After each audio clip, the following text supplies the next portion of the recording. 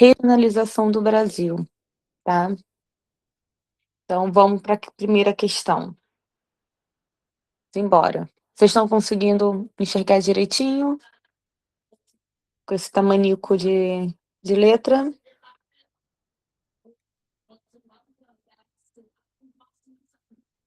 Perfeito. O que é ser jovem, né? Eles conseguem enxergar tudo. Então, olha só, nessa questão, a gente já consegue matar de letra assim que a gente inicia a leitura do texto, tá? Porque ela está dizendo o quê? Em 1966, o geógrafo Pedro Pincher Geiger, esse cara, ele vai ser super importante para a gente pensar a regionalização do Brasil, tá? Primeira aba da gente, regionalização do Brasil. Toda vez que eu tenho, né, o são, né, o sufixo são, eu tô indicando que é uma ação contínua. Então, a palavra regionalização, ela vem do conceito da geografia que é região, tá? Esse conceito da geografia, a gente vai trabalhar ele analisando o espaço geográfico, né, a partir do critério. A gente vai utilizar o critério para dividir o espaço geográfico.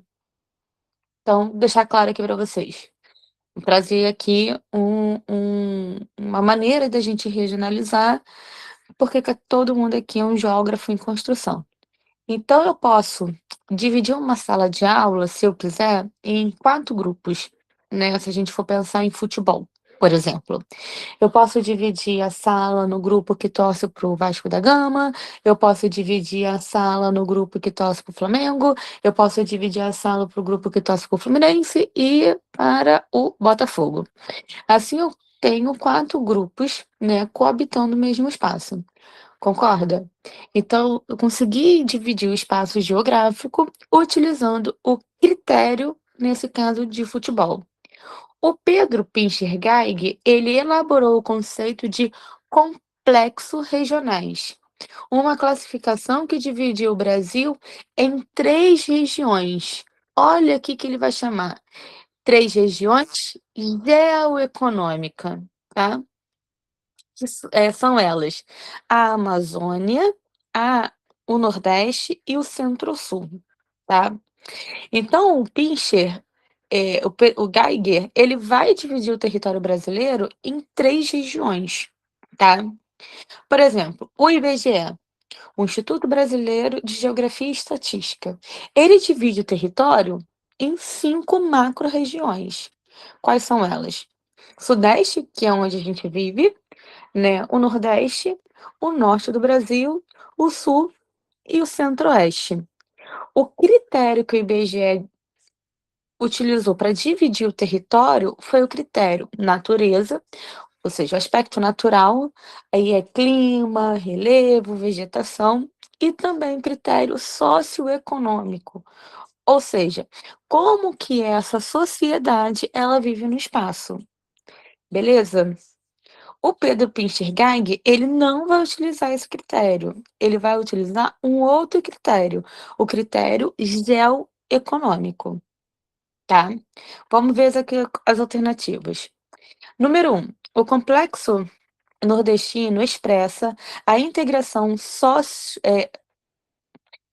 o complexo nordestino expressa a integração econômica do Sudeste industrial e financeiro com o Sul agrícola industrial?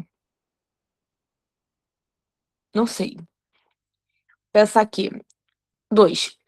O norte semiárido, o norte semiárido de Minas Gerais é marcado pelo predomínio de pequenas agriculturas e pela pobreza e integra o complexo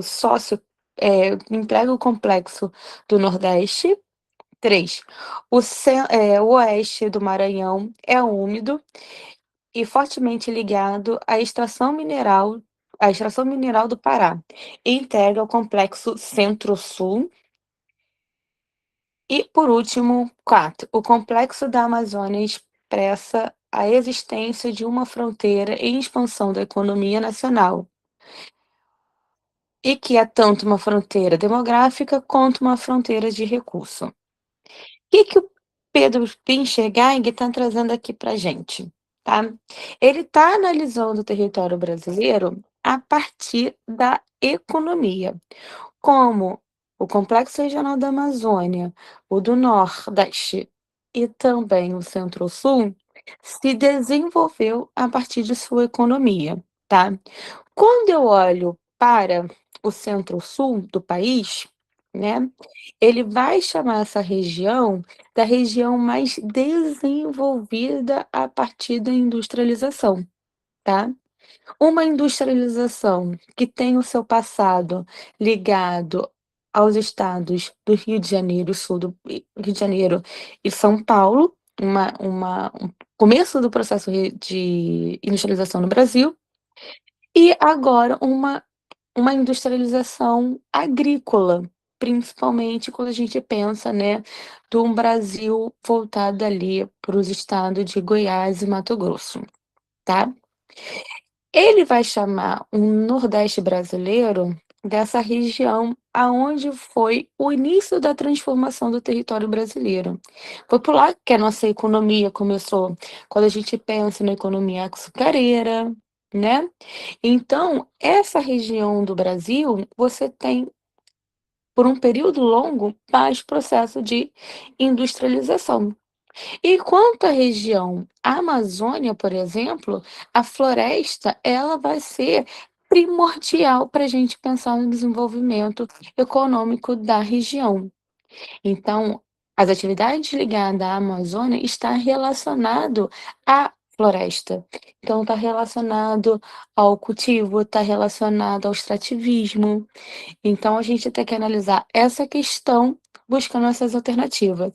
E aí, o que que vocês estão colocando? Que tá certo, o que tá errado aqui?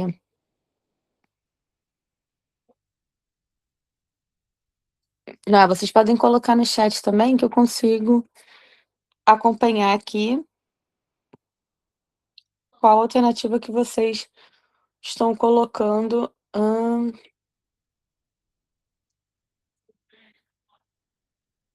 nessa questão. E aí, alguém entre nós conseguiu fazer?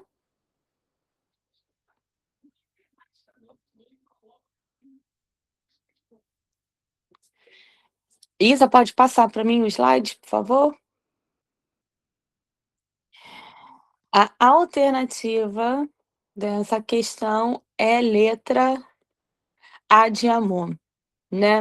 Dá uma olhadinha aqui nesse mapa, como que a gente divide o território brasileiro nas regiões geoeconômica do Pedro Pincher-Geiger, tá. Eu tenho o verdinho representando a região da Amazônia, eu tenho o azulzinho representando a região do Nordeste, e o Centro-Sul é essa grande região aqui, pintada na cor de amarelo. Observem só que tanto o verde quanto o amarelo, eles não obedecem, né, às fronteiras do território, ou seja, eles não obedecem aqui, eh, às fronteiras do estado. Deixa eu ver aqui o que que foi dito no chat. Continue. Espera aí, o que que eu tô fazendo? Espera aí. Ai, Cauã, pode deixar, eu vou dar um tempinho para vocês, tá? Nas próximas questões. Mas vai tirando dúvida aqui. Olha, o que que ele está falando aqui pra gente? Aonde eu encontro o estado de Minas Gerais, né? Tradicionalmente, pelo IBGE, ele se encontra aqui, né, no Sudeste, né? O que que eu quero dizer para vocês? O Pedro Pincher-Geiger, ele não vai olhar para o território brasileiro, e vai ver a sua economia, associada às fronteiras do estado. Ele vai ver a sua economia, opa, loucura. ele vai associar a sua economia e modos de vida de acordo com a relação que o homem tem no espaço. Por isso que aqui, olha, nesse azulzinho a gente tem, né, o norte do estado de Minas Gerais pintado de azul. Por quê? Esse norte de Minas Gerais é a região do Agreste Mineiro. Então, é uma região ainda pautada na agricultura e na pecuária extrativista. Eu gosto na pecuária extensiva, tá? Enquanto eu tenho aqui, olha, vocês veem que o estado do Mato Grosso, ele é tanto verde quanto amarelo, né? Bem verde e amarelo, desculpa, gente. Ele é tanto verde quanto amarelo. O norte do estado do Mato Grosso, ele tem característica, né, da região da Amazônia. Por quê? A gente vai chamar essa região aqui, né, do complexo regional, da Amazônia Legal, que são os estados que têm o domínio da floresta amazônica no seu território. Então, essa economia bem ao norte do Mato Grosso, ela é relacionada à economia da Amazônia, ok? E quando a gente olha bem na fronteira aqui do verde com azul, no estado do estado do Maranhão, tá? A gente vê o estado do Maranhão também pintado de verde e pintado de azul. O que que significa isso? Nessa região aqui, a gente tem o meio norte do estado do Maranhão, né? O extrativismo na parte do Nordeste, em que a floresta ela é marcada pelo modo de vida. Então, nessa região do Maranhão, eu também tenho o extrativismo, no caso mineral, tá? Por isso que a alternativa ficou letra A de amor. Consegui ajudar você, Cauã? Beleza. É, Isa, pode passar para a próxima questão. Enquanto isso, eu vou tentar aqui. Olha, a próxima questão que eu trouxe para vocês, o tema dela é climatologia, tá? E a localização das OETS. Vamos lá para uma questão de clima. Eu saio de uma questão de região, né? Uma questão do território brasileiro e vou para uma de climatologia. Nessa questão, ele tem assim no enunciado: os primeiros anos do curso de formação e graduação dos sargentos, os alunos são distribuídos em 13 unidades escolares tecnológicas do Exército. Aí é UETE, supervisionada pela ESA, localizada de norte a sul do território nacional, conforme a figura ao lado. Então, a gente olha aqui nessa imagem, a gente consegue ver as 13 unidades que em breve vocês estarão cursando o curso de sargento. Então, eu tenho em Campo Grande, eu tenho em São Paulo, em Blumenau, Santa Catarina, eu tenho em Alegrete, Rio Grande do Sul, tenho do Rio de Janeiro, tenho do Pouso Alegre, Minas, e por aí vai, tá? Aí ele continua.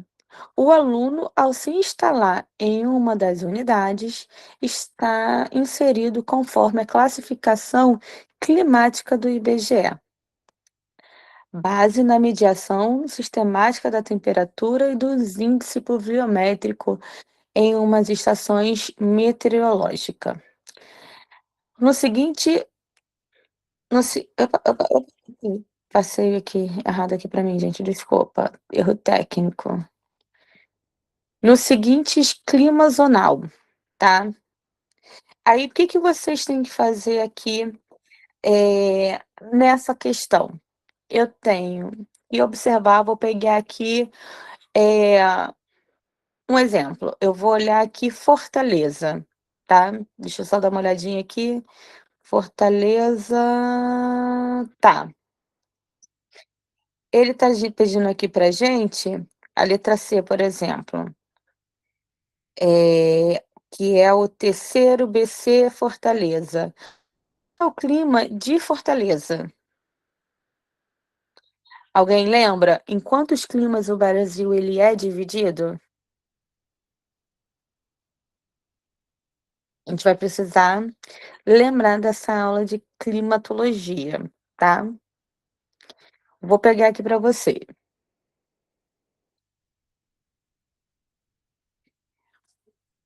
E aí, quantos minutinhos vocês querem para fazer essa questão? Para a gente conseguir depois analisar letra E de elefante.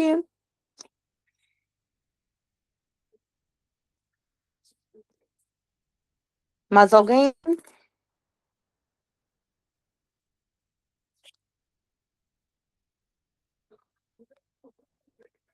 Eu ia marcar aqui a hora, gente, mas nem é necessário.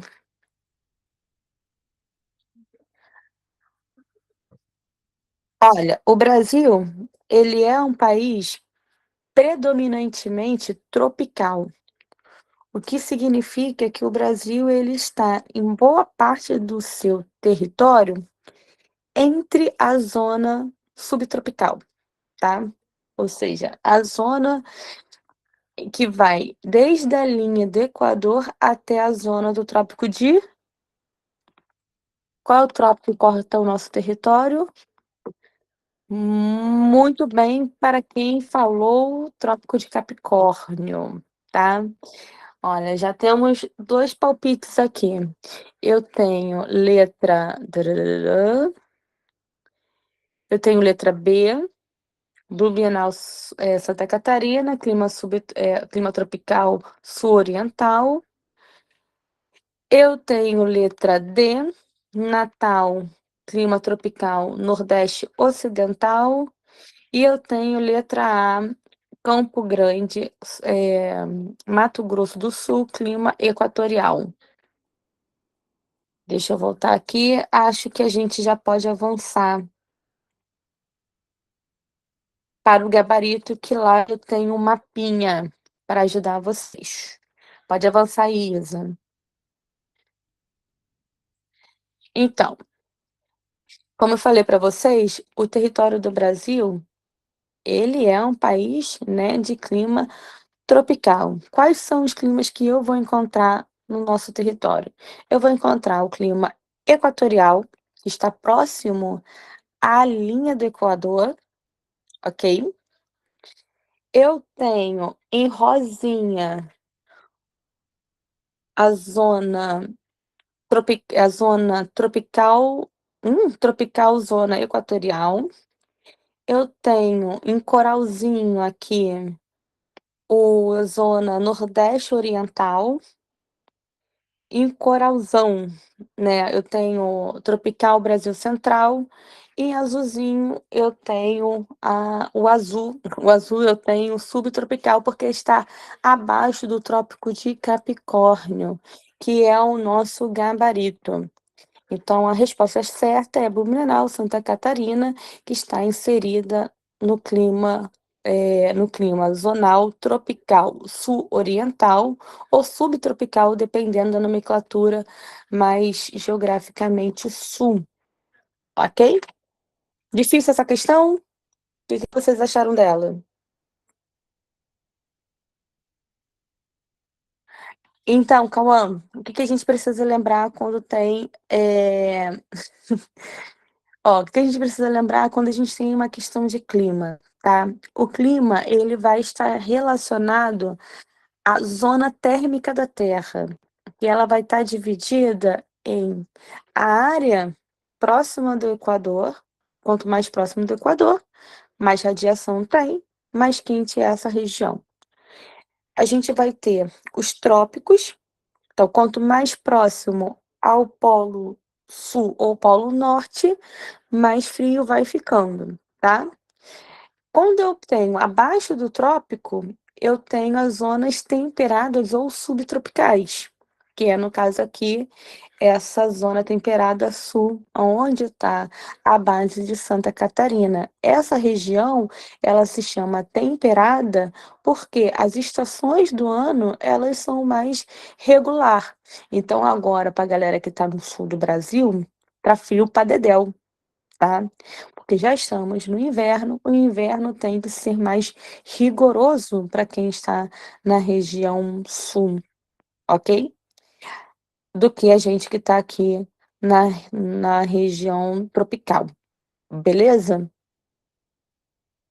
A gente tem que lembrar um pouquinho desse mapinha na hora da prova e lembrar dessa localização do Brasil, tá? Mais próxima do Equador, mais quente é, então eu tenho clima equatorial ou clima tropical equatorial ou clima tropical, tá? Abaixo subtropical. Podemos ir para a próxima? Perfeito.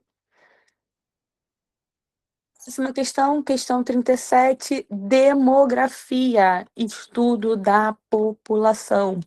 Isso que significa a palavra demografia. Nesse caso bem específico, a gente está falando do boom demográfico.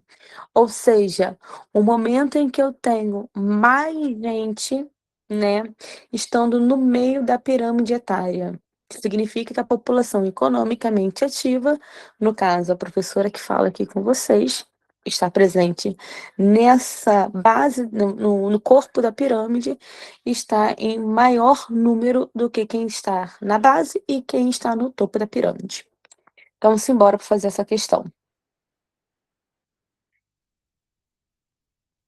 Um pequeno texto, né? Porque, assim, geografia e história, as questões são bem pequenas, né?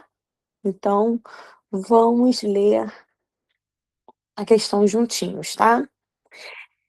Questão 37 fala sobre a sociedade brasileira vem passando por expressivas mudanças em seu perfil demográfico, ou seja, nossa sociedade está mudando.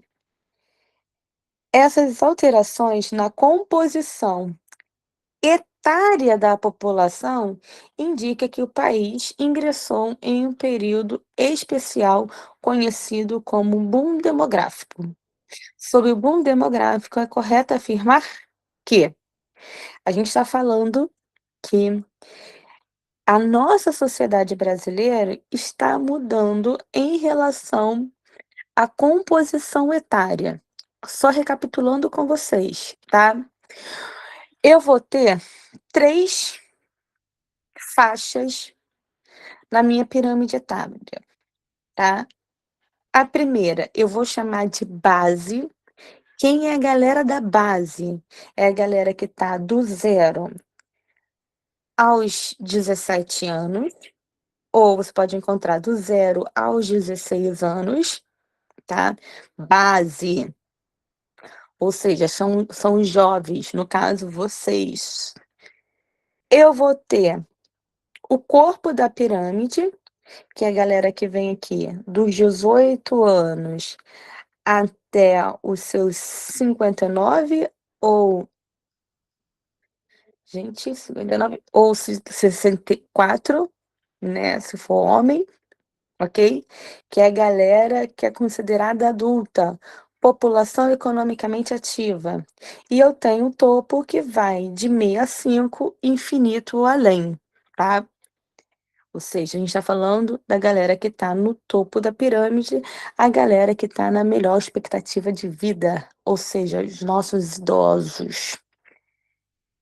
Boom demográfico significa que essa galera que está aqui na base da pirâmide é a que está em maior proporção, ou significa tem mais gente que pode trabalhar. Se eu tenho mais gente nessa faixa da pirâmide etária, eu posso ter mais gente trabalhando, eu tenho mais dinheiro circulando, beleza? Por isso que o boom demográfico é tão importante para a economia de um país, tá? Vamos às alternativas. Letra A.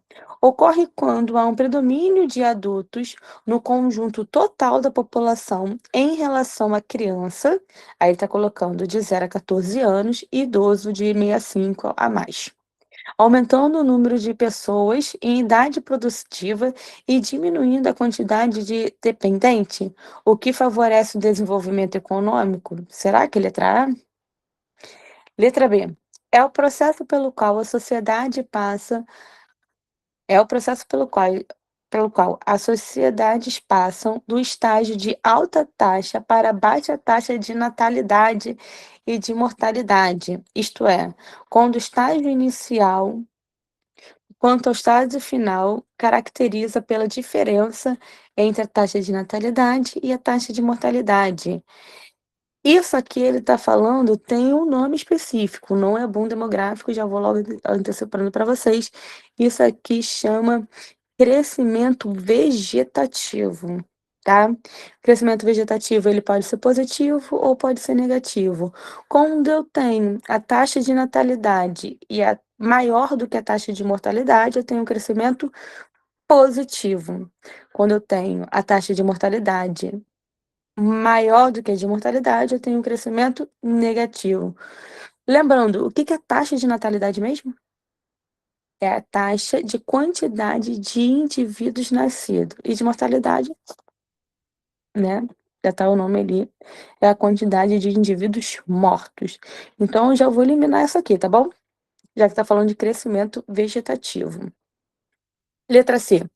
Corresponde à diferença entre os nascidos, taxa de natalidade, e os óbitos, mortalidade, verificada na população, somada à diferença entre a entrada e saída das pessoas do país. Letra D. Trata-se da redução da população economicamente ativa, ou seja, a redução dos postos de trabalho em virtude às novas formas de organização da produção, tendência e verificada, especialmente devido à informatização e à robótica.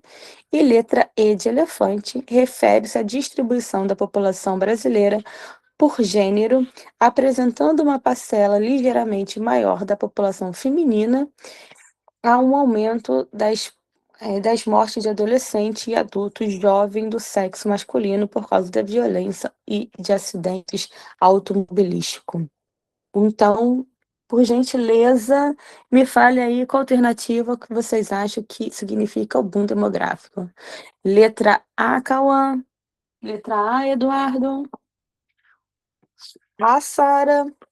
Fechei rapidinho aqui, gente, para poder beber água. Vão colocando aí no chat.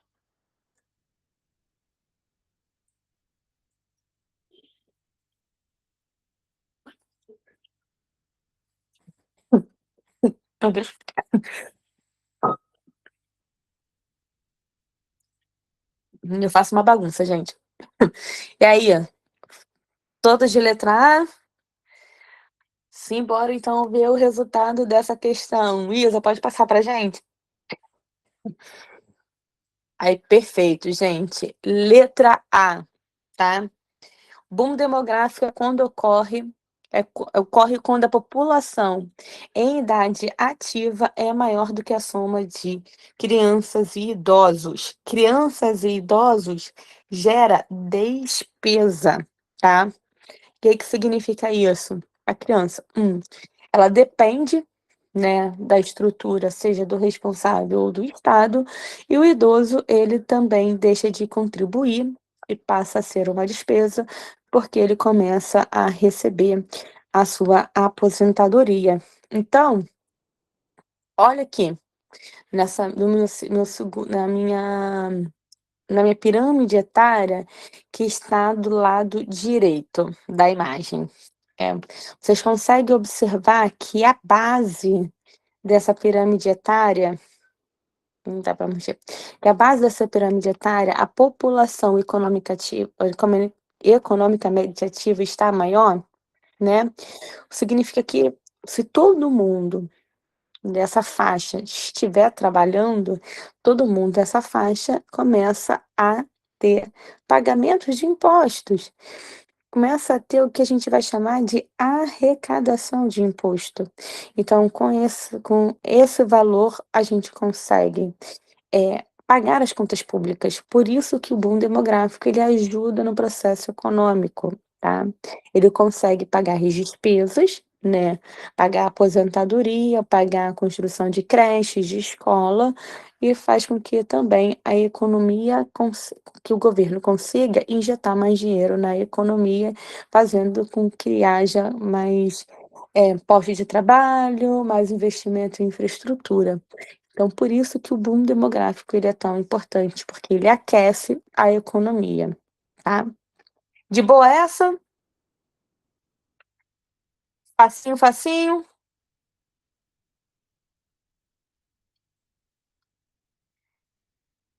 E aí, podemos passar para a próxima questão, então?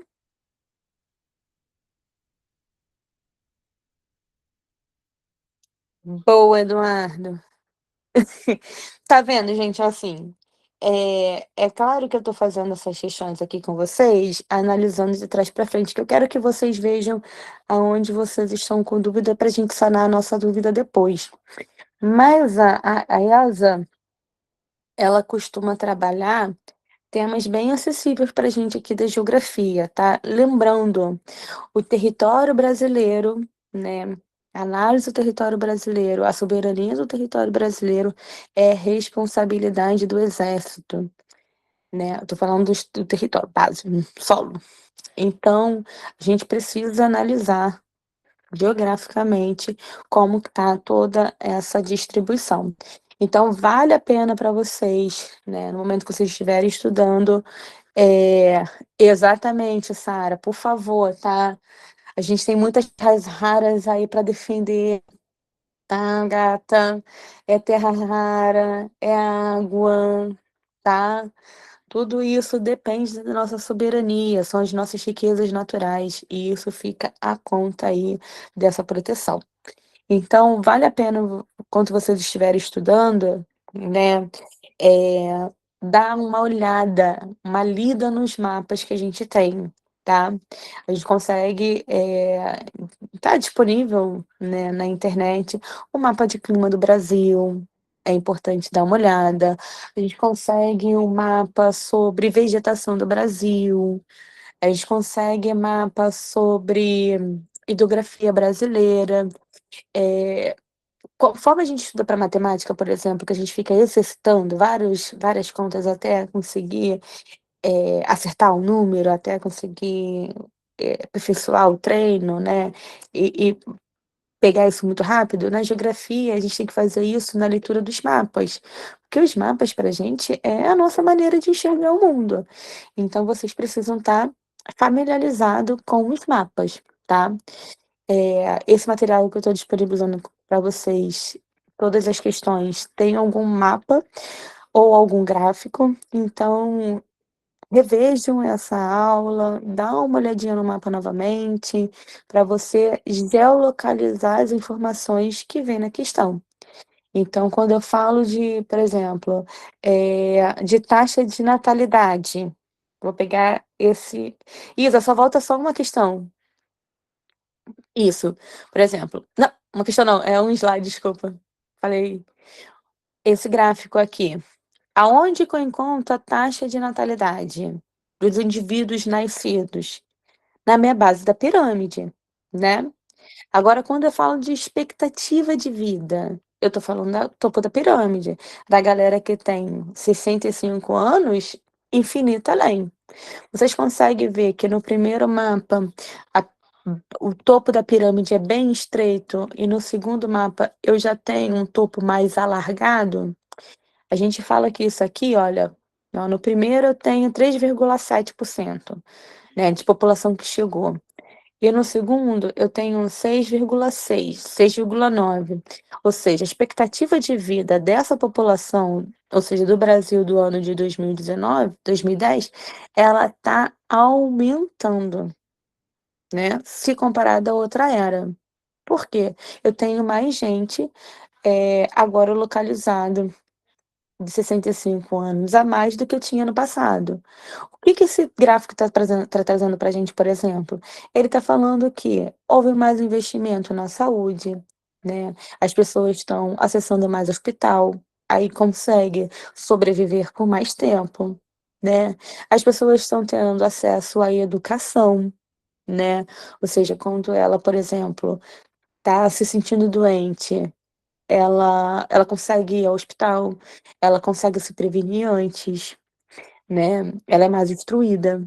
Eu tô falando de segurança, né, as pessoas estão mais seguras para viver em determinadas regiões.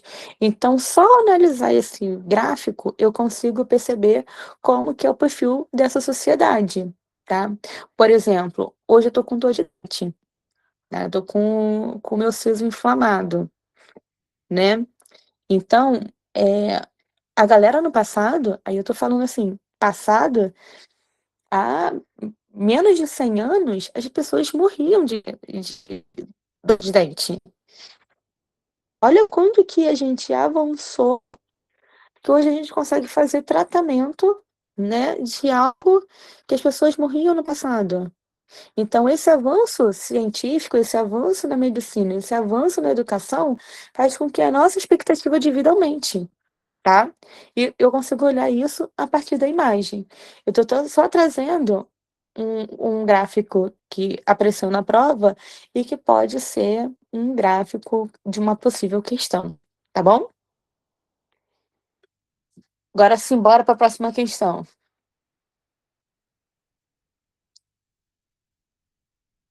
Próxima questão, ela fala de urbanização e de rede urbana. Mais uma vez trazendo aí o exemplo para vocês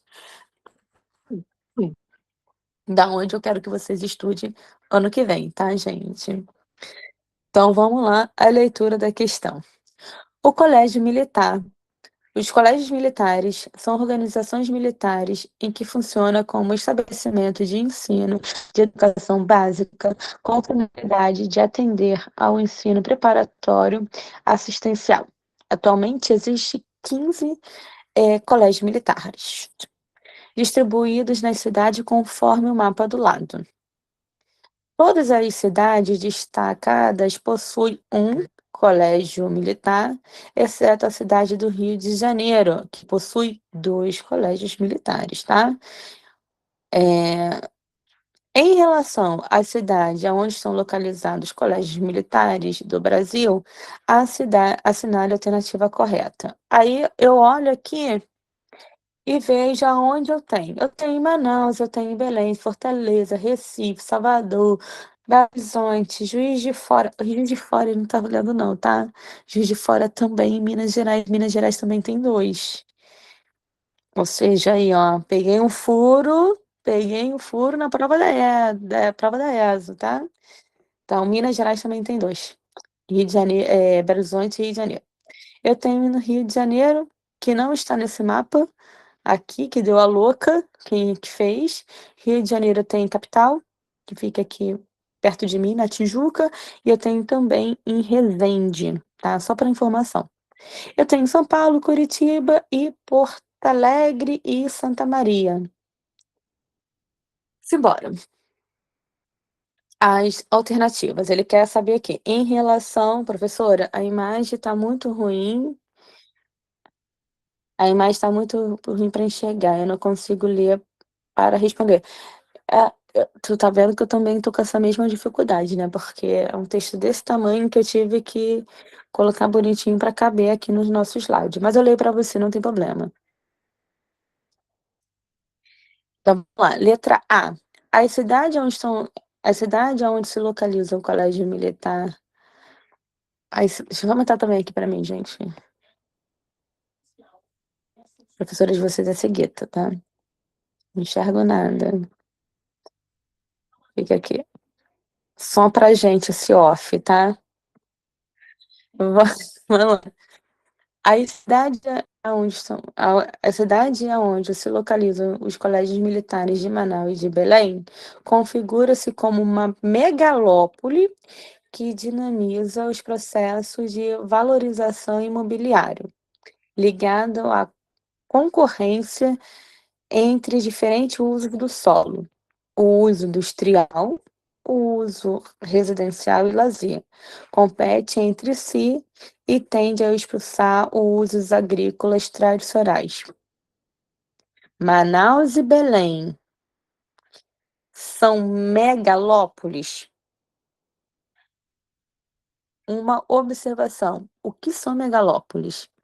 Anotem aí para vocês, né? Megalópole é quando eu tenho uma junção, uma conexão entre duas metrópoles, tá? Vou dar um exemplo, a partir do exemplo eu trabalho melhor. Exemplo, ó, me recompondo aqui para você. Exemplo, eu tenho a cidade de Nova York, tá? E a de Boston, ok? Ambas nos Estados Unidos. Elas conseguem se conectar, né, através de rodovias, através de trens, através de um aeroporto, né. Então são 2 metrópoles, ou seja, são 2 cidades que têm, sua principal função ter mais postos de trabalho, mais hospitais, mais áreas de lazer, ou seja, são cidades centrais, né, que conseguem se conectar. Será que Manaus e Belém é um exemplo disso? Será que Manaus e Belém são muito importantes regionalmente? E além da sua importância regional, elas são tão conectadas assim, que eu consigo pegar um trem em Manaus, chegar em Belém em 40 minutos? Porque para eu chegar, eu preciso ter uma conexão. E a conexão, ela tem que estar de acordo com a vivência daquele lugar, né. Por exemplo, eu posso morar em Manaus e trabalhar em Belém? Fazer o trajeto Manaus e Belém todos os dias para ir trabalhar? Vou para a letra B. O Colégio Militar de Brasília está localizado numa cidade global do tipo beta, em que está diretamente ligado à noção do poder, pois funciona como centro de gestão de redes mundiais que desempenham uma função política e econômica de primeira grandeza. Letra C. O que é cidade global mesmo? Que loucura, não lembro o que é cidade global, gente. Ó, vou refrescar a memória de vocês. Cidades globais são aquelas cidades em que ela vai influenciar o mundo como um todo, tá. Vai influenciar através da cultura, através da economia, através do esporte, tudo que acontece nessa cidade, ela é o mundo todo fica sabendo, tá. Tipo beta, o Cauã, é quando tem essa cidade, ela é meio embrionária, tá. Ela é o primeiro exemplo a existir. Oi? Letra C. Os colégios militares de Campo Grande, Fortaleza e Recife são localizados em cidades consideradas metrópoles, cuja a influência se estende por várias áreas do território nacional e que possuem um arco de transmissão e que nos de bifurcação de nós e de bifurcação no qual circulam fluxos de materiais e imateriais. Vou ler de novo que eu gaguejei pra caramba aqui, tá, gente? Os colégios militares de Campo Grande, Mato Grosso, tá? Fortaleza, Ceará, Recife, Pernambuco, são localizados em cidades consideradas metrópoles, ou seja, cidades principais. Exerce sua influência, né, na sua região ou no seu local. cuja influência se estende por várias áreas do território nacional e que possui um arco de transição e de nós de bifurcação pelo qual circulam fluxos de materiais e imateriais. Esses imateriais, gente, são ideias, tá? Ideias. Letra D. Os colégios militares de São Paulo estão. O Colégio Militar de São Paulo está localizado em uma cidade global, aonde a densidade e a qualidade da infraestrutura, a oferta de bens e de serviço, consequentemente, a capacidade de polarização entre os fluxos regionais e mundial do tipo alfa. E letra E. Os colégios militares da região sul do Brasil estão localizados em cidades de menor porte, com atuação restrita e sua área inédita. Opa. Sediam atividades de gestão relativamente pouco complexa, com influência no âmbito regional. Tipo Porto Alegre, pouco complexa. E aí, o que vocês colocaram de gabarito?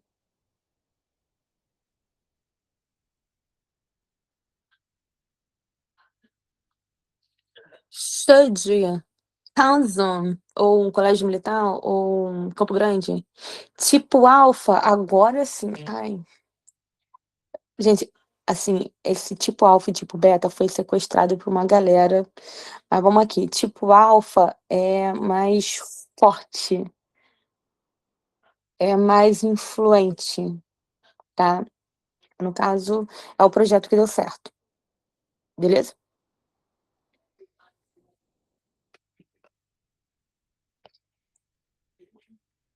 Com a alternativa, acho que Cauã marcou letra T, marcaram letra D, letra D. Simbora ver qual é o gabarito. Pode passar, Isa. Aproveita ver aqui também. No meu.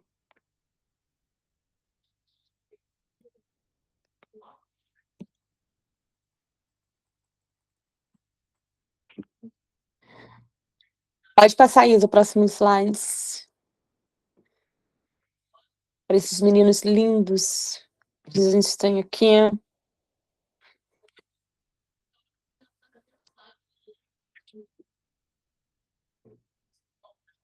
Ó, analisando aqui o texto, tá?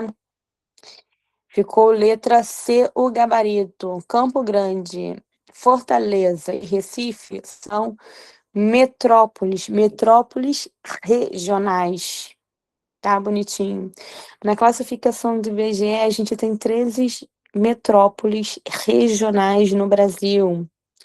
Quais são elas? Eita, que agora eu quero ver se eu sou boa em geografia mesmo, lembrar de cabeça aqui, hein? Eu tenho Porto Alegre, eu tenho Curitiba, eu tenho Floripa, ou Florianópolis, né, para quem não é íntimo. Eu tenho Belo Horizonte, eu tenho Espírito Santo, quer dizer, eu tenho Vitória, gente, eu falei estado, né? Eu tenho Vitória, eu tenho Campinas. Observação: o estado de São Paulo é o único estado que possui 2 metrópoles. Nesse caso, Campinas é uma metrópole regional. Eu tenho Bahia, eu tenho Recife, eu tenho, falei Bahia, mas é Salvador, tá, galera?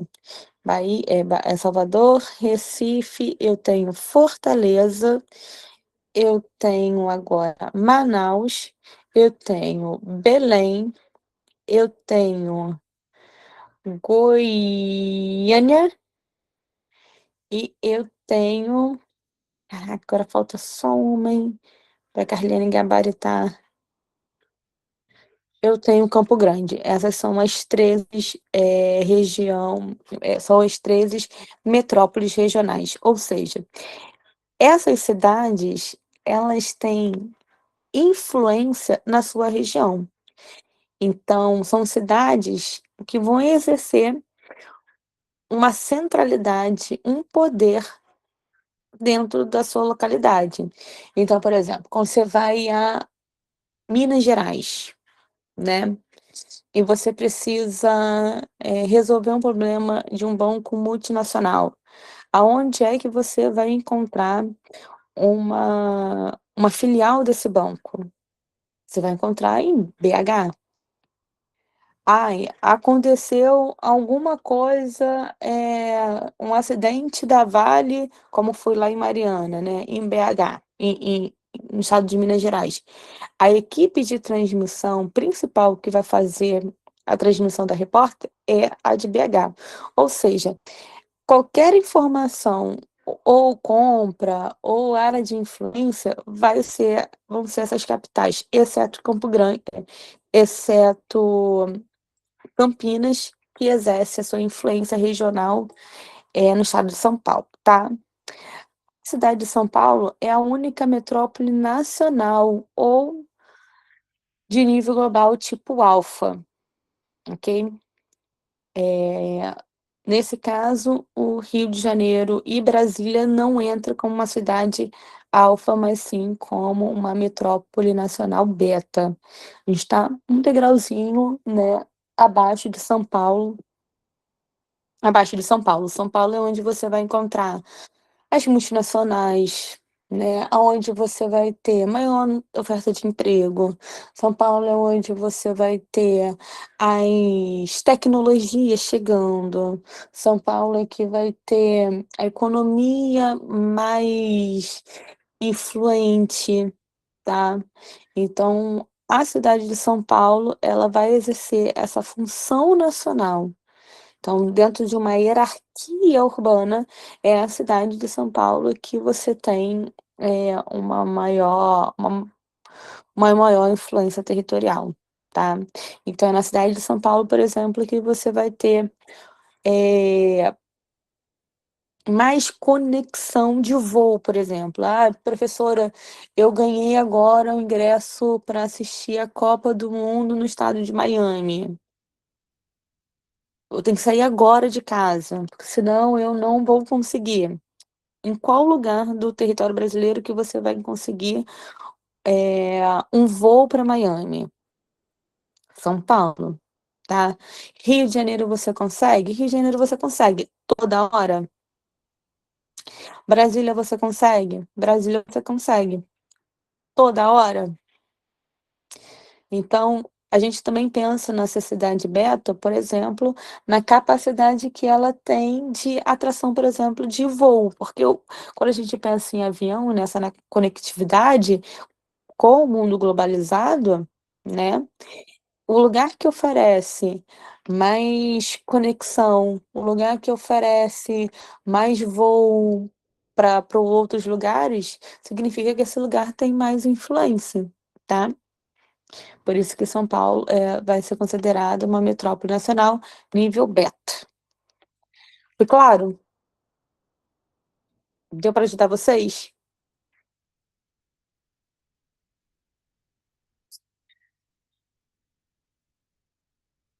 Perfect, tá. Então, por exemplo, eu não falei de nível, internacional, mas até mesmo de nível nacional. É, se eu quiser ir agora de pra Boa Vista, que é capital de Roraima, eu consigo um voo de São Paulo para Roraima.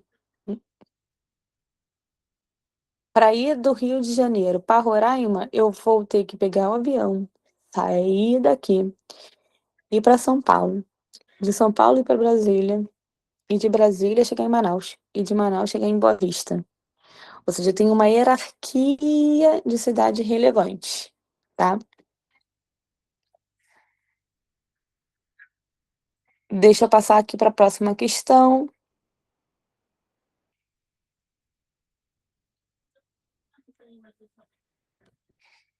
Questão 39 é questão de geomorfologia. Mesma coisa, questão de geomorfologia, galera, tem mapa de geomorfologia, tá? O que que é geomorfologia? Ah, geo, terra, morfologia, escrita da terra, ou seja, como que a gente vai analisar a forma da terra, tá? Bonitinho. Aí, ou seja, a gente está analisando o contorno da terra, tá? Lê a reportagem a seguir. Começo. Título: Treme, Treme Cerrado reúne mais de 1.000 militares no Planalto Central.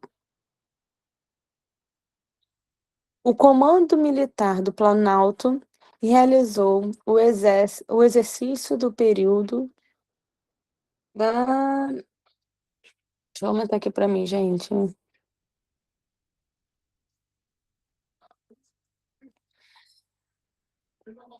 Exercício do período de adestramento avançado de suas tropas de emprego geral em 2023. A Operação Treme Cerrado ocorreu entre dias 16 e 20 de outubro no campo de instrução de Formosa, Goiás, localizado aproximadamente 100 quilômetros do nordeste de Brasília, tá?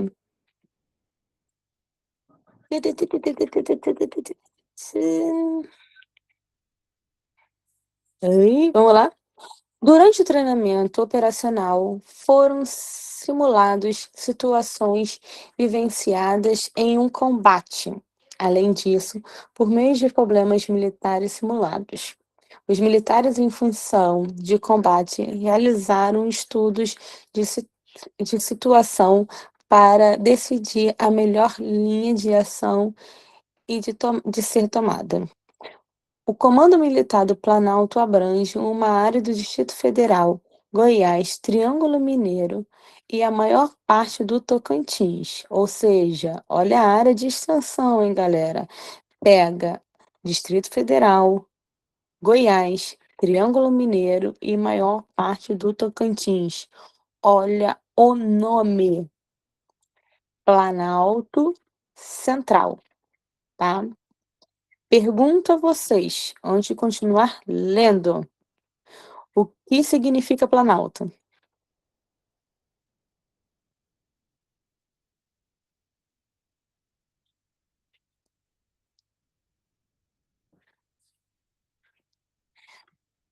Traduzindo, ó, esse moço que aparece aqui logo abaixo, chamado Jurandir Rossi, ele é um geógrafo que percorreu o território. Isso, tá? São áreas elevadas do relevo. Mas, Eduardo, são áreas elevadas do relevo aonde acontece a erosão, tá? O Jurandir Rossi, ele vai classificar o relevo brasileiro em três relevos, três formas de relevo. O planalto, que é as áreas mais elevadas do território brasileiro. Dois, a área de depressão, que é a área mais rebaixada, tá vendo que tá rebaixado? Mais rebaixada do território do que os seus vizinhos. Ou três, a planície, tá? Mas para além, né, de classificar, ele vai botar o significado. O planalto é a área em que você tem mais o processo de desgaste e erosão. Porque eu tô toda hora mexendo no cabelo falando de erosão. Pensa, gente, pensa no corpo da gente, tá? Nosso corpo. Quando a gente está tomando banho, né, principalmente eu aqui nesse caso, eu tô lavando a cabeça, eu tô gerando atrito na área que é mais alta do meu corpo, tá? Do meu grande corpo de 1,65 m. Então eu tô aqui, né, friccionando, passando shampoo. O que que acontece com o sedimento que eu vou chamar de cabelo? Quando eu estou tomando meu banho e lavando. A água tá passando por um processo de erosão, né?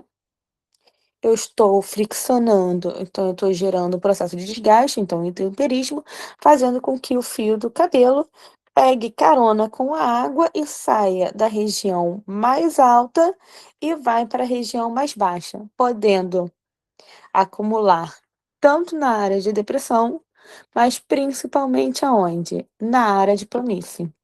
Então, na planície eu tenho mais o processo de sedimentação e no planalto eu tenho área de erosão. Então, a minha planície, por exemplo, seria o meu pé. Por exemplo, quando eu acabo de tomar banho, eu tenho bastante cabelo depositado no chão do banheiro, tá? Porque tá gerando atrito aqui, o fragmento, né? Ele tá passando processo de erosão, está sendo carregado e ele é depositado nas áreas mais baixas, ok? Na depressão, eu vou classificar ela em duas depressão. Uma, a relativa, que é a depressão mais baixa do relevo que está ao seu redor, mais baixa, e eu vou ter a depressão absoluta, que é a depressão que está abaixo do nível do mar, tá? Então, abaixo do nível do mar, eu chamo de depressão absoluta. A depressão que está mais baixa do que o seu vizinho ao redor, eu chamo de depressão relativa. Mas o bonito aqui, eu tô só fazendo essa introdução para ler a alternativa aqui, que a gente tem do Jurandir Rossi. Então vamos lá. De acordo com as informações mencionadas na reportagem, a região onde ocorreu a Operação Treme Cerrado está inserida em qual grande compartimento do relevo brasileiro, segundo a classificação do Jurandir Rossi? Nessa aqui, galera, o cara sempre cai na prova de vocês. Vale o bizu de pegar esse mapinha, tá? Em que Jurandir ele classifica 13 planaltos aqui no Brasil. Então, vale a pena vocês pegarem mais uma leitura de um mapa para analisar e fazer o reconhecimento territorial de cada planalto, beleza? Mas vamos lá. Qual das alternativas que a gente tem onde ocorreu a operação chamada de trem cerrado? Lembrando que ele falou que abrangeu a área do Distrito Federal, Goiás, Triângulo Mineiro e boa parte do território de Tocantins.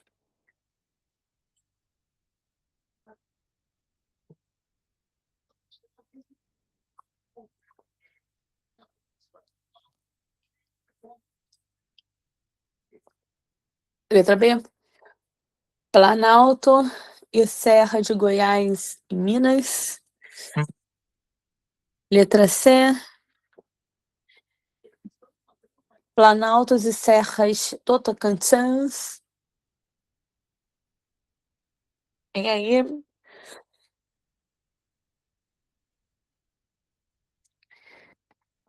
podemos analisar o mapa? Acho que o próximo slide eu tenho um slide, eu tenho uma pita aqui para vocês.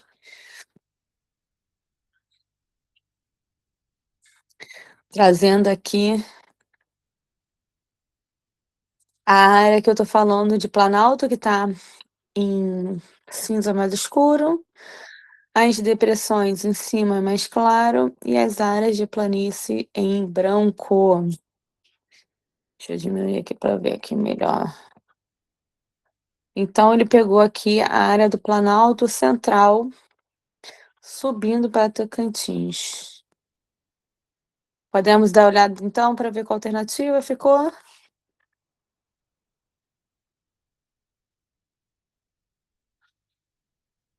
Teve uma pessoa que acertou, hein?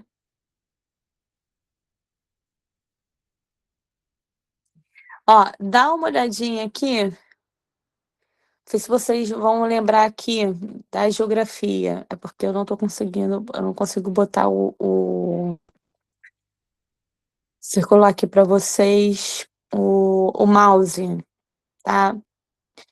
Mas o que ele está chamando onde ocorreu, né, esse treinamento, ele pega a parte central desse mapa, ele sobe um pouquinho aqui para o Tocantins e vai para a direita no estado de Minas Gerais. Então pode passar, Isa.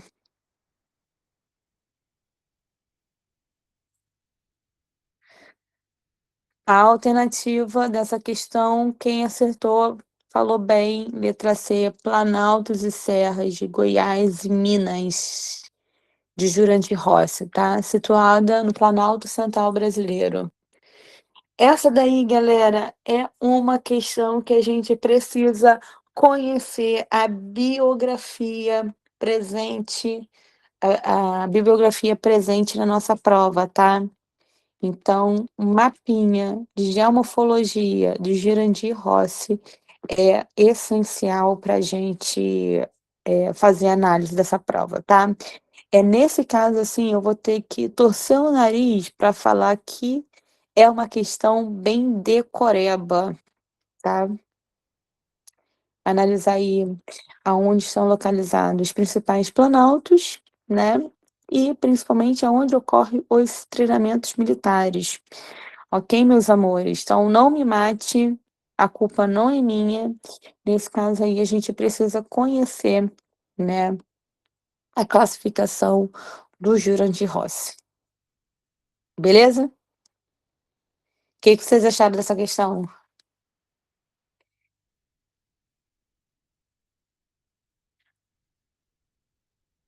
Alguém vivo? Ou perdi alguém pro jogo do...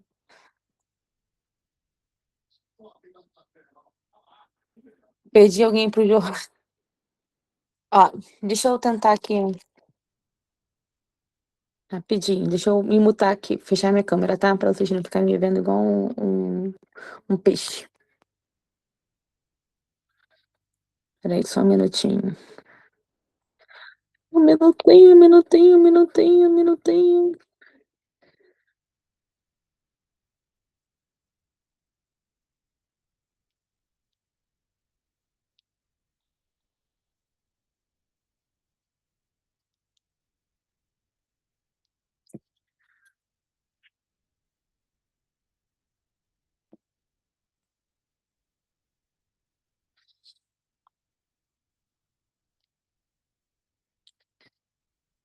Deixa eu pegar aqui. Acessar o mapa.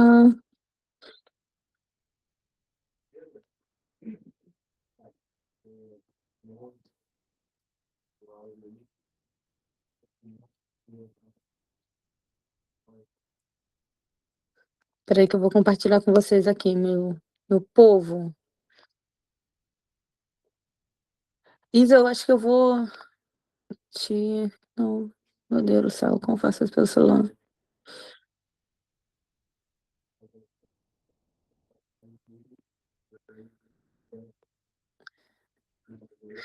Gente, tô me sentindo uma tiazona aqui.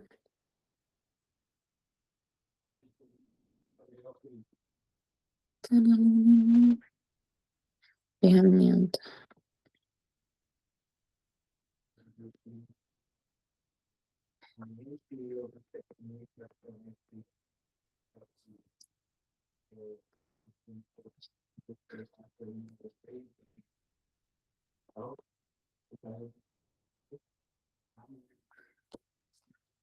Gente, tô fazendo alguma besteira. Peraí. Ih, fui eu. Agora tá a sua tela. Da minha tela, né? Peraí. Eu quero compartilhar.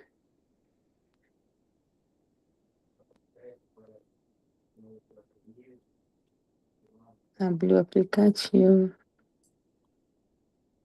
Ai, eu precisava de um mapa que tá aqui.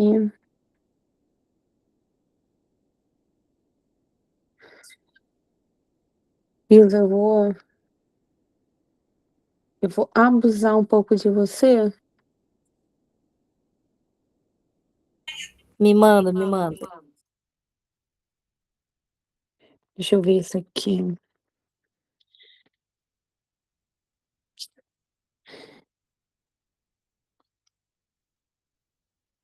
Ó, vou mandar aqui para Isa, aí ela coloca aqui pra gente, porque assim, essa questão, ela é chatinha nesse ponto, que a gente precisa conhecer. Mandei. Deixa eu voltar agora.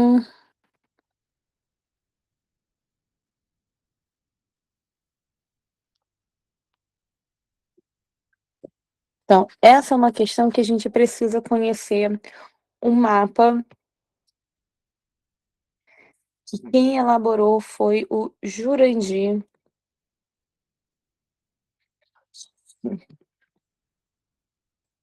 E ele faz essa classificação do relevo. Vocês conseguem ver esse mapa? A legenda que tem nesse mapa?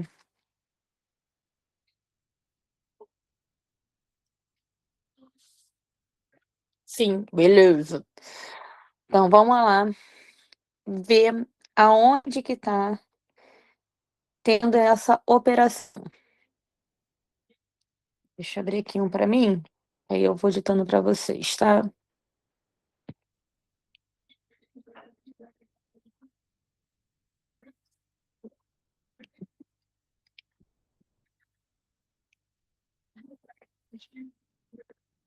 Deixa eu aumentar aqui, só um minuto.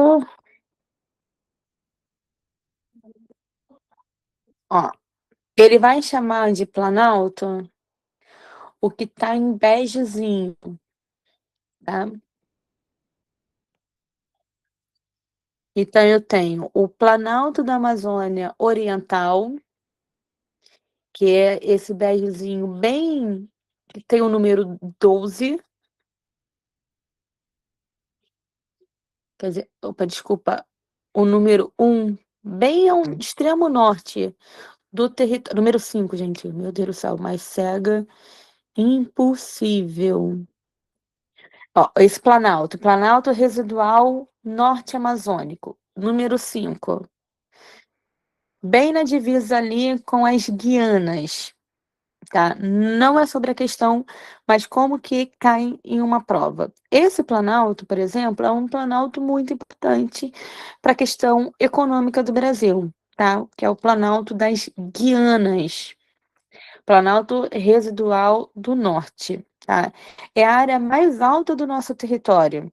É onde, por exemplo, a gente tem o Monte Roraima, né? É onde a gente tem qual outro ponto mais alto do Brasil?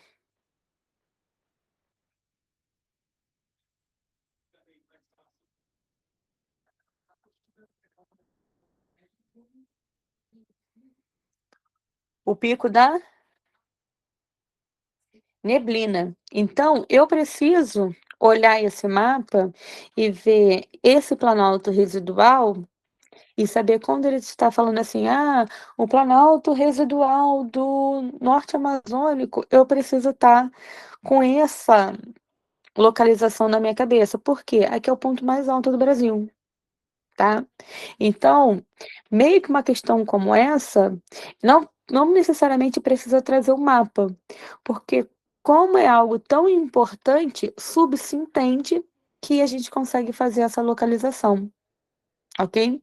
Por isso que eu não sou muito fã de uma questão como essa, mas a gente precisa fazer a leitura do mapa e saber identificar aonde ocorre as coisas importantes no mapa.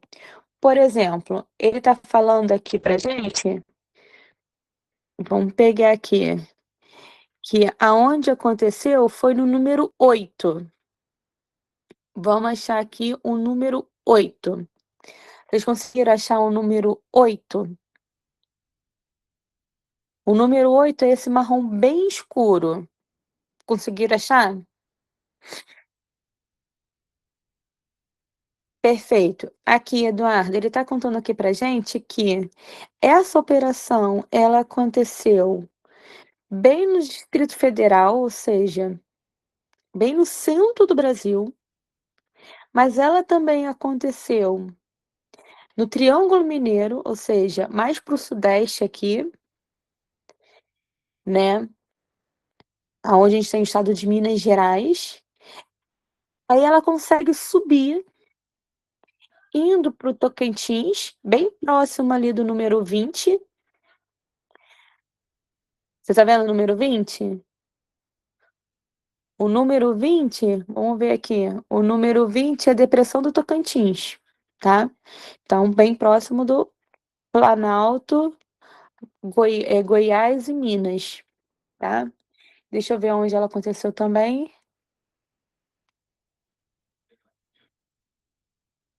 Só para pegar aqui. Goiás fica abaixo do Distrito Federal. O Goiás é bem aonde sai esse número 8 aqui. Se a gente for pegar essa linha reta, fica abaixo do Distrito Federal, é onde fica o número 8. Então, é uma questão que subsentende que você conhece esse mapa do Jurandir Rossi. Então, a gente precisa fazer a leitura desse mapa e identificar as questões estratégicas dessa região. Por exemplo, vamos olhar aqui o número 7. O número 7 são os planaltos e serra Atlântico Leste e Sudeste. O que que tem de importante aqui nesse planalto? Eita, que me perdi, número 7. Planalto e serra do Atlântico Leste Sudeste. O que que tem de importante nessa região? Que ele vai jogar e subentende que você já conhece essa região. Essa região, por exemplo, é onde abriga a região mais populosa do território, né? A gente está falando da Serra do Mar, por exemplo, que vai pegar aqui as serras do Rio de Janeiro, a Serra de São Paulo e esse encontro com o mar. Então, nessa região, por exemplo, a gente vai ter um processo de ocupação do território a partir da transformação e uso, deixando o relevo mais arredondado pelo processo de desgaste, né? Eu vou ter nesse relevo mais processo erosivo por conta da agricultura no passado, né? Esse relevo ele vai sofrer mais com o processo de erosão por conta da construção das grandes cidades. Então, se entende, quando você fala da classificação do Jurandir, você consegue identificar no espaço aonde está os principais pontos desse território. Infelizmente, essa questão aí, ela é chatinha nesse ponto, que a gente vai precisar fazer essa localização. Eu consegui ser clara para vocês?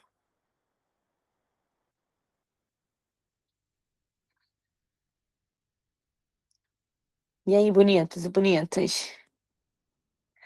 Então, não me mate, matem o Jurandir Rossi, que no caso já não está mais entre nós. Mas esse é um grande bizu. Nos últimos 3 anos, né, tanto na ESA quanto no Colégio Militar, vem caindo muita questão de geografia física.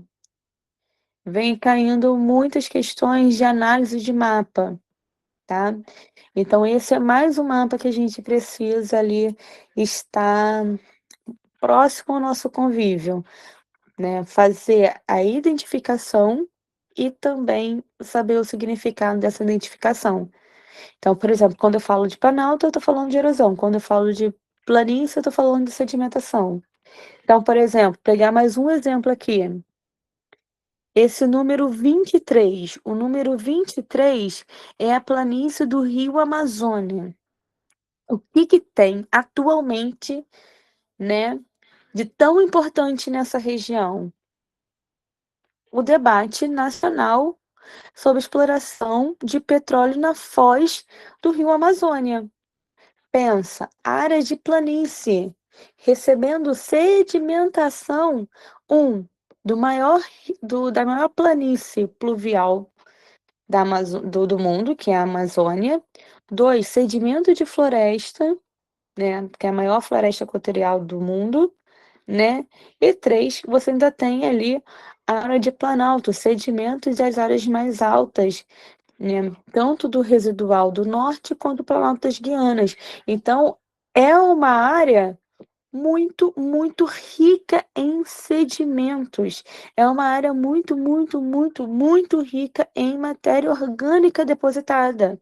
Então, a possibilidade do número 23, né, bem próximo ao Oceano Atlântico, ter petróleo é muito alta. Então, ele vai falar assim: "Ah, a planície do rio Amazônia", você tem que estar ligado que ele está se referindo a Foz, que está bem ali no estado do Amapá. Infelizmente, ele não vai falar: "Ah, a Foz, no encontro do estado do Amapá com o Oceano Atlântico". Ele já vai falar: "A planície amazônica", e você vai ter que identificar nesse mapa que você vai ter ele aqui, olha, na mente, tá? Beleza? Foi? Alguém tinha colocado alguma coisa aqui no chat, deixa eu ver.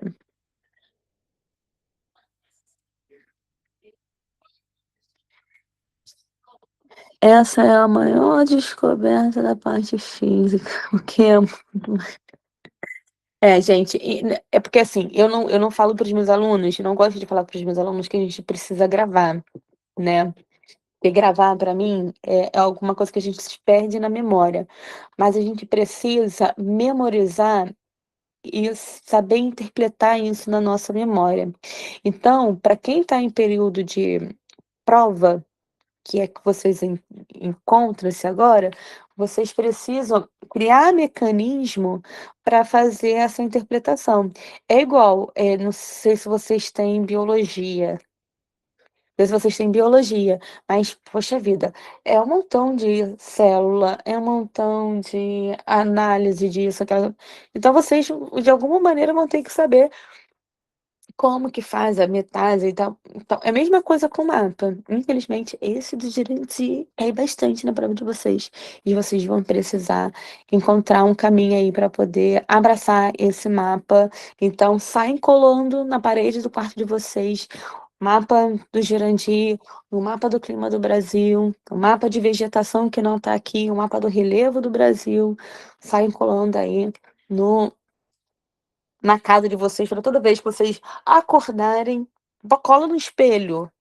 Cola no espelho, cola na entrada da porta, para toda vez que vocês forem fazer alguma coisa que seja automática na vida de vocês, vocês deem de cara com esse mapa e consigam fazer essas associações, tá bom? É porque a gente fica falando assim, ah, geografia é chato, geografia é isso. De vez em quando rola mesmo, bem chato, tá? Mas faz parte do jogo e a gente precisa ganhar esse game, ok? Isa, a gente vai agora para a nossa última questão,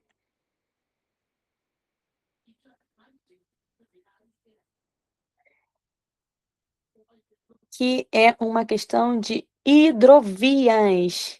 Galera, hidrovia. Quando eu falo hidrovia, estou me referindo a qual modal de transporte? Hidro, água, modal que você consegue através de navegação, tá? Perfeito. Então, vamos lá. Ó, questão lindinha para vocês saírem daqui hoje felizes, né, e contentes. Sobre portos, hidrovias e ferrovias brasileiras, é correto afirmar que: letra A ferrovia Norte-Sul foi concebida para conectar a estrada de ferro Carajás, no Maranhão, com as rodovias e ferrovias da região Sudeste. Ou seja, eu tenho uma ferrovia, ou seja, eu tenho um trem que corta o sul ao norte, tá? E essa ferrovia me conecta à estrada de ferro Carajás, Serra dos Carajás, no Maranhão, com rodovias e ferrovias para a região sudeste, ou seja, tudo que é produzido lá no norte chega aqui no sudeste? Pensa aí. Brasil grandão, hein? Letra B. A hidrografia do Paraná-Tietê interliga o estado do Paraná ao Pampa argentino e tem sido pouco significativa para o transporte de carga no Brasil. Paraná-Tietê. Gente, o rio Tietê, que é esse rio super famoso por cortar a cidade de São Paulo, a galera falar que é um rio super poluído. Esse rio, ele é poluído na Grande São Paulo, tá? Mas quando ele deixa a região metropolitana do Rio de São Paulo, ele é um rio excelente de navegação. Ele é um rio que a gente chama ele no íntimo, como bons geógrafos que somos, de rio de integração da Mercosul. Por quê? Ele leva a produção de alimento e também de eletrônico que é produzido no Brasil, principalmente no estado de São Paulo, né? E pega um pouquinho também do centro-oeste, do sul do Brasil, para os países da Mercosul.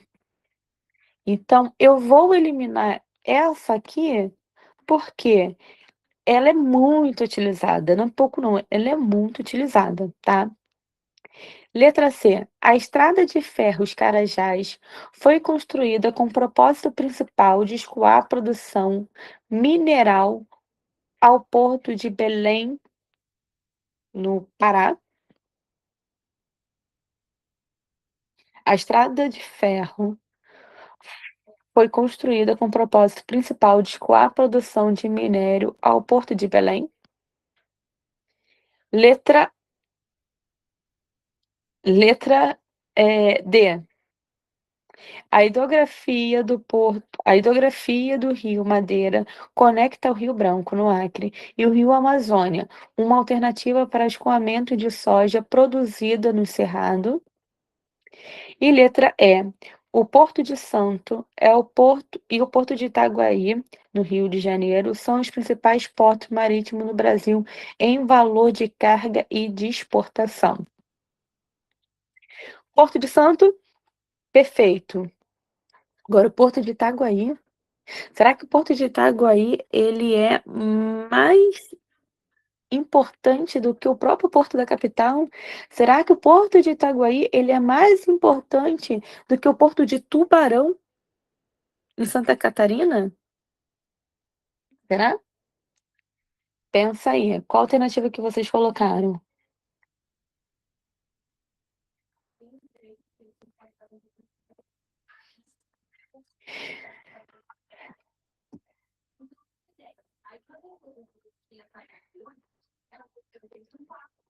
Isa, difícil? Vamos aqui, ó. Isa, a próxima questão tem o próximo slide tem um mapa. Vai ter esse mapa aqui. Isso. Ó, como eu falo para vocês que a gente precisa ter o território brasileiro, olha, gravado no nosso coração. Na alternativa, letra E de elefante, vamos ver o que está certo e está errado nessa alternativa C de Carliane. Vamos ver o que está certo e o que está errado aqui. A estrada de ferro de Carajás foi construída com o propósito principal de escoar a produção mineral. Certíssimo, tá? Produção de minérios da Serra dos Carajás, olha, maior exportação de manganês do Brasil, tá? Então, nessa região, eu vou ter, só de modal, eu vou ter estrada de ferro, eu vou ter hidrovias, eu vou ter um aeroporto na Serra dos Carajás só para escoar produção de minérios, né? E pessoas também que trabalham na região. Então, é uma região extremamente importante, estrategicamente falando, para o Brasil. Mas vamos pensar aqui, olha onde está o Porto do Pará. Eu consigo. Onde está o estado do Pará? Bem na área central, né? Bem dentro do território brasileiro, na parte interior. Será que o Porto do Pará ele consegue ganhar o mundão? para exportar essa mineração? Então, Porto do Pará, Belém, eu consigo fazer isso pelo Porto do Pará?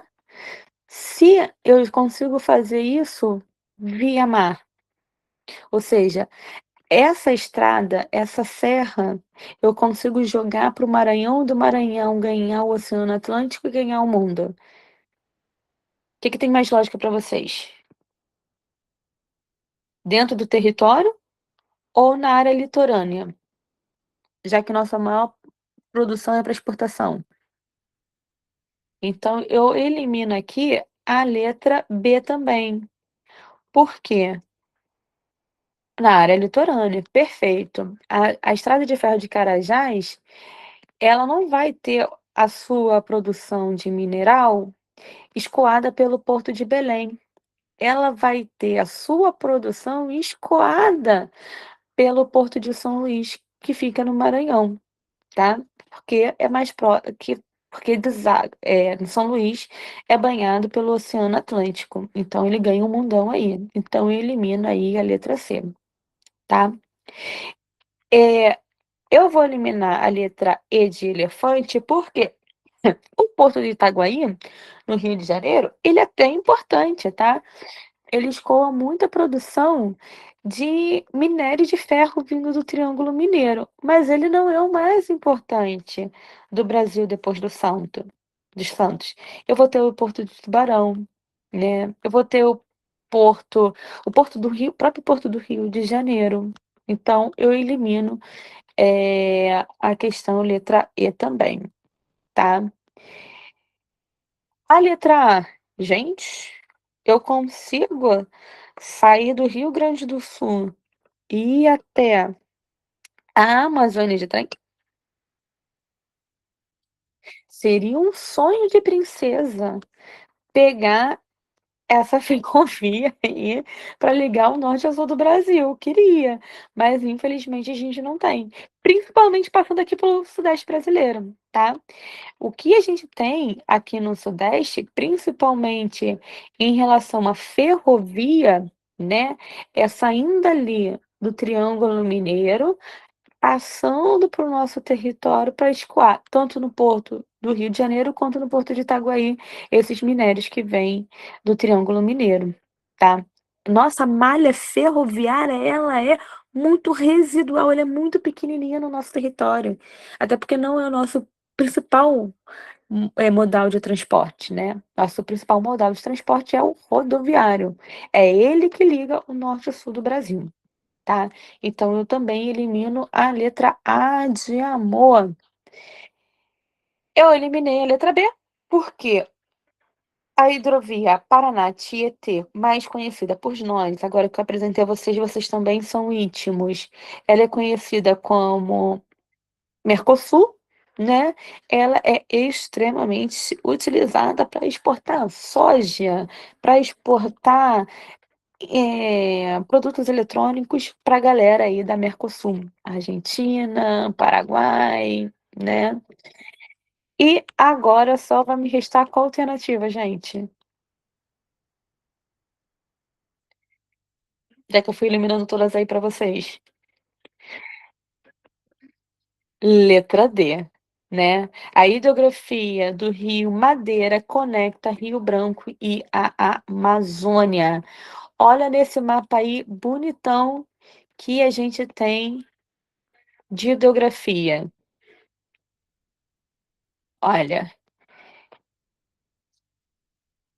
não vai pegar aqui, mas vocês estão vendo esse azulzão grandão que corta aí a Amazônia, corta o estado do Pará todinho, que vai bem do extremo oeste ao leste da região norte? Isso tudo, meus amores, é o rio Amazônia. Olha o tamanho desse rio.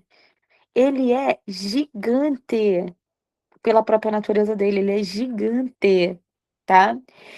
E a produção de soja, hoje em dia de gado, de madeira, que a gente tem aqui no norte do país, tem como principal meio de transporte, o rio, né. Porque olha quanto de azul eu tenho nessa região aqui. Eu tenho a maior bacia hidrográfica do mundo, e o Rio Madeira, ele é um desses braços de rio que ajuda a bacia do Rio Amazônia, tá. E o Tocantins, Araguaia também. Então é por ali que a gente escoa, a gente não, né, porque eu não faço isso, é por ali que a gente tem, ah, o escoamento da produção que é feito na Amazônia. Não só a produção, tá, galera? A gente também tem como principal meio de transporte dessa região as hidrovias, tá? Com esse mapa, a gente encerra a aula de hoje, ok? Ficou alguma dúvida? Me contem, por favor. Eh, Essa prova, ela traz alguns desafios, tá? Eu trouxe esse desafio para vocês. Vocês precisam ter mais contato com alguns mapas na geografia, tá?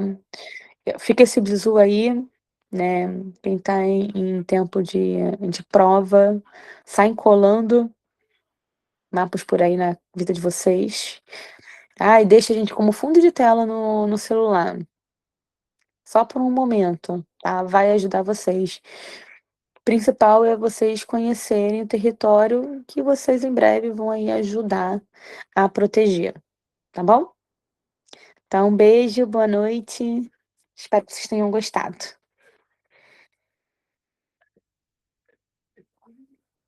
Tchau, tchau, Sara.